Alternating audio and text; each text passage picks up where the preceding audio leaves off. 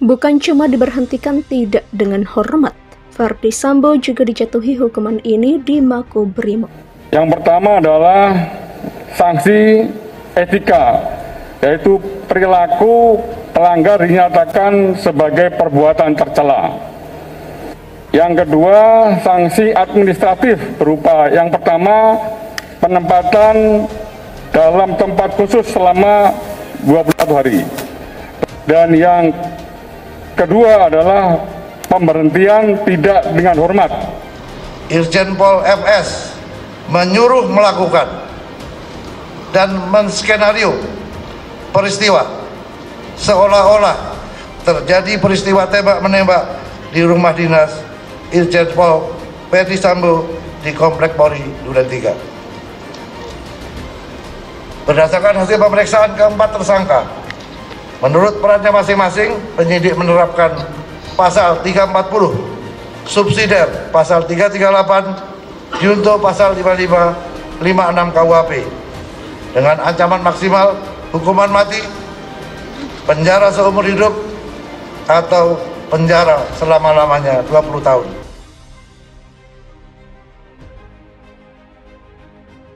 Sidang Komisi Kode Etik Irjen Pol Ferdy Sambo berlangsung sekitar 18 jam lamanya.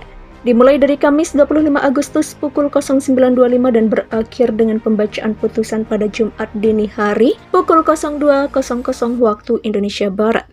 Pelaksanaan sidang Komisi Kode Etik Polri atau KKEP yang berlangsung dari tadi pagi sampai dengan pagi kurang lebih sekitar 18 jam. Kata Kepala Divisi Humas Polri Irjen Pol Dedy Prasetyo di Mabes Polri pada Jumat 26 Agustus. Sidang KKEP memutuskan untuk menjatuhkan sanksi berupa sanksi pemberhentian dengan tidak hormat atau PTDH terhadap Ferdy Sambo karena terbukti melanggar kode etik kepolisian. Selain PTDH, Ferdy Sambo juga dijatuhkan sanksi penempatan khusus atau PATSUS selama 21 hari di Makobrimob. Sanksi berikutnya pelanggaran etika karena melakukan perbuatan tercela. Hasil putusan sidang Komisi Kode Etik Polri Irjen Pol Ferdy Sambo terbukti melanggar kode etik. Setelah putusan dibacakan, Ketua Komisi menanyakan kepada Ferdy Sambo apakah menerima keputusan tersebut. Terhadap komisi sidang, Ferdy Sambo mengakui dan menyesali semua perbuatan yang telah dilakukan.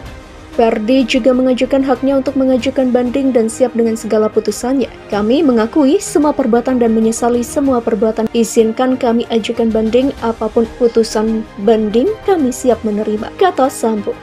Namun mohon izin sesuai dengan pasal 9 PP 7 2022 izinkan kami mengajukan banding.